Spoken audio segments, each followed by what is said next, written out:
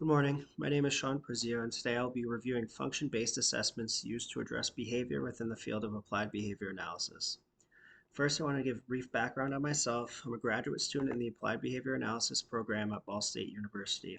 I'm also an RBT currently working within an elementary school as well as providing in-home ABA services to clients diagnosed with autism. The age range of my clients is currently 5 to 16 years old, and I have previous experience working with adults with intellectual and developmental disabilities.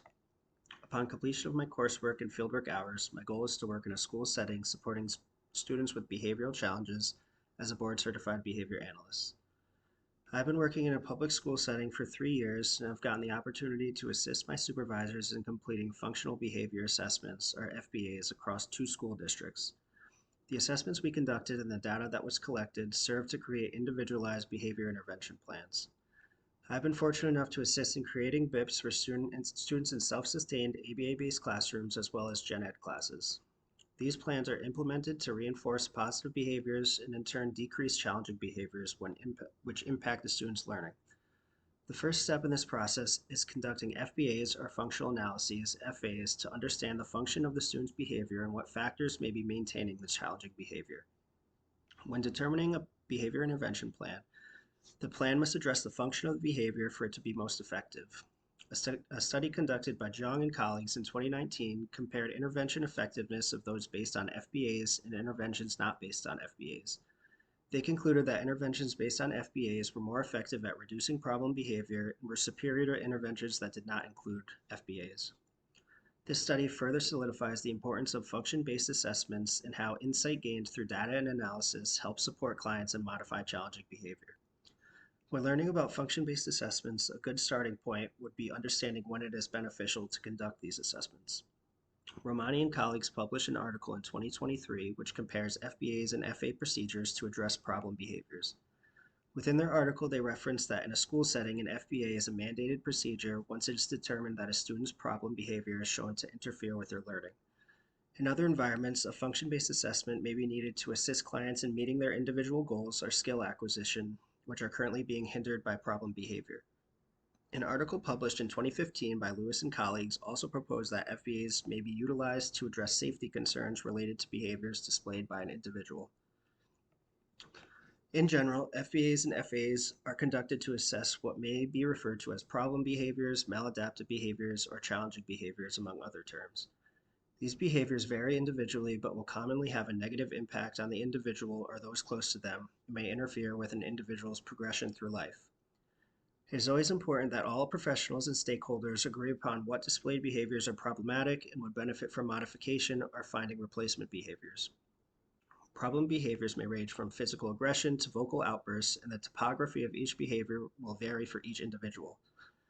It's also important to note that the science of applied behavior analysis focuses on socially significant behaviors, and these must first be considered when discussing problem behaviors and the chosen replacement behaviors. Overall, the goal of these assessments is to scientifically show through direct, indirect, or experimental measures what function the behavior problem serves and what factors may be maintaining that behavior. To briefly summarize the 4 functions of behavior, a commonly used acronym is SEAT, S-E-A-T. Romani and colleagues explain the 4 functions of behavior are sensory-based, sometimes referred to as automatic reinforcement, escape from tasks or demands, attention from others, and access to tangible items.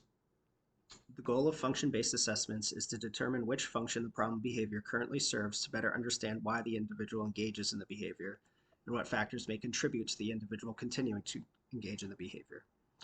2 assessments commonly used within the field of ABA are called functional behavior assessments and functional analyses.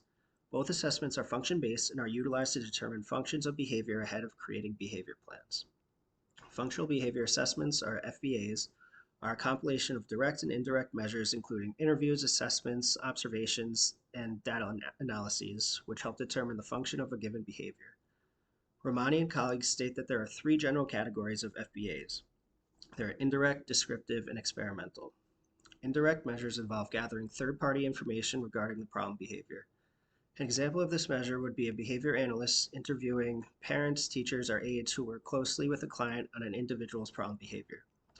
Romani states that individual indirect measures have recently been scrutinized due to a lack of reliability given that the behavior analyst is not directly observing the behavior. This leads us to our next category presented by Romani. Descriptive methods involve the direct observation of the problem behavior by the behavior analysts and gathering all raw data related to the behavior. This category is an important step in the FBA process because data collection and analyses are conducted, which will provide behavioral trends and deeper insight into functions of behavior. Romani states that the final category, which may be included in FBAs, are experimental procedures, functional analyses. FAs may be conducted within an FBA or separate from an FBA and involve manipulating stimuli in the environment to experimentally determine what functions are maintaining the behavior. Through observation under different conditions set forth by the behavior analysts, insights can be gained on what causes the problem behavior and what ceases the behavior. Conditions of an FA all center on the four functions of behavior, and procedures are conducted to determine if the behavior is displayed under specific conditions. The article published by Lewis and colleagues in 2015 compared FBA methodologies to the direct experimental procedures used in FAs. This article is presented to address concerns related to limitations of FBAs in comparison to what is described as more reliable assessments in FAs. Lewis also acknowledges that an FBA involves hypotheses proposed by behavior analysts on the function of behavior, while FAs are more scientific in nature. Results of the study indicate that hypotheses driven from FBAs performed by professionals match conclusions generated from FA trials assessing the same client and behavior. Often FAs are included within an FBA to further provide measures that support a hypothesis.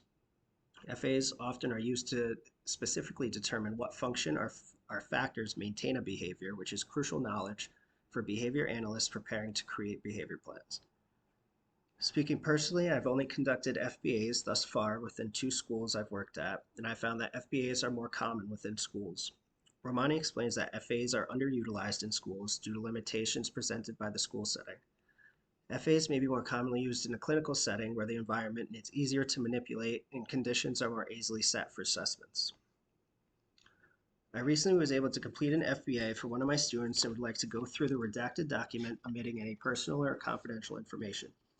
The process took almost 2 months to complete, and I was guided by my supervising BCBA. The FBA completed was technically a compilation of 3 FBAs where problem behaviors focused on were physical aggression, verbal aggression, and out-of-area behavior. At the direction of my supervisor, I conducted multiple direct and indirect measures for all 3 problem behaviors referenced and compiled all data into one document mandated by the school district. Now I'd like to walk through the different portions of the FBA conducted and what measures were used to hypothesize functions of the 3 behaviors assessed. First, background information is provided on the student, which includes diagnosis and current services provided by the school. In this section, the student's strengths are highlighted as well as an overview of problem behaviors which may hinder their access to education. Following background information, a section is titled Reason for Referral. In this section is addressed why the student has been referred for this FBA and explains that a behavior intervention plan will be developed based on information within the FBA. The student was referred for an FBA because behaviors observed have been determined to impede the student's access to academic curriculum, disrupt learning of others, and interfere with students' ability to engage in appropriate social behaviors with peers. In addition to these reasons for referral, the student also occasionally posed a danger to themselves, peers, and classroom staff. Following a brief overview of FBAs within the reason for referral, a table is provided which includes all 3 problem behaviors assessed in the FBA and their operational definitions. After the definitions are provided, we move into the assessment methods section, starting first with direct measures used. The first of 3 direct measures used in the assessment are direct observation summaries. I conducted 2 direct observations at different times of the day when working on this FBA and presented a neutral observer in the back of the classroom. I turned my observation notes into paragraph form and was able to expand on different behaviors I observed the student engaging in during the observation period. Information is compiled in this section to present a picture of what behaviors may look like in a natural environment of the classroom from an observational perspective. The second direct measure utilized in this FBA is ABC analysis, or antecedent behavior consequence data collection. ABCs are used to assess what occurs before, during, and after a problem behavior to better determine functions of the behavior. This data is collected via written data sheets which provide common antecedents and consequences for the RBT to circle. Using the example of physical aggression, It was determined that the most frequent antecedent to the behavior was lack of attention, and the second most prominent antecedent was work demands. It also was determined that the most frequent by far consequence of physical aggression was attention from staff. Through this analysis, it was concluded that the potential function of physical aggression was attention, and it may be maintained by attention from staff. Similar analyses were conducted using ABC data for the other two problem behaviors assessed in the FBA. Pie charts were also utilized to visually represent percentages of potential functions of each behavior. The last direct measure used in this FBA was partial interval recording data. This is a discontinuous measure of behavior and involves breaking the student's day up into 15-minute intervals. RBTs are instructed to check off intervals on the written data sheet when target behaviors occur at any point during the 15-minute interval. Those daily intervals are turned into a percentage of intervals in which the behaviors occurred. Data collection for this FBA spanned across 20 days, and a line graph was utilized to visually show interval percentages of behavior occurrences across days. A table is also displayed which takes an average percentage of intervals across the 20 days for each behavior. These three direct measures are supported through data and direct observation. They provide useful information for behavior analysts to further hypothesize functions of behavior and gain a better understanding of the behaviors being analyzed. The next section highlights three indirect measures utilized within the FBA. The first indirect measure utilized is the parent interview. I sat down with the student's mother and my supervising BCBA and was able to discuss important information regarding the student's behavior. Information regarding significant changes in home life and how her child is reacting to these changes helps better understand the behaviors exhibited at school. Aside from general questions regarding the student's home life, preferred activities, and potential disciplinary techniques she uses, a social and behavior checklist was utilized to walk the parent through different concerns she may have. The next indirect measure is the QABF assessment, or questions about behavioral function. There are 25 specific questions about the student's behavior, which are completed by those working closely with the students. The data produces 5 scoring categories related to the functions of behavior and allow analysts to draw hypotheses of behavior functions. For example, the results of the QBF when looking at out-of-area behavior for this student indicated that they most frequently leave their area due to the escape function. A bar graph is used for this behavior to visually represent the findings. The next assessment utilized in the FBA is known as the FAST assessment, or Functional Analysis Screening Tool. This tool contains 16 items, each of which ask a question about the student's problem behavior. Answers are provided in the form of yes, no, or not applicable. Those who work closely with the student filled out separate FAST assessments for each identified behavior. Scores produced from the FAST assessment fall into 4 categories based on function, and results of this FAST assessment determine that the student engages in out-of-area behavior to escape tasks and gain attention from others. The FAST assessment is graphed using bar graphs for each behavior analyzed.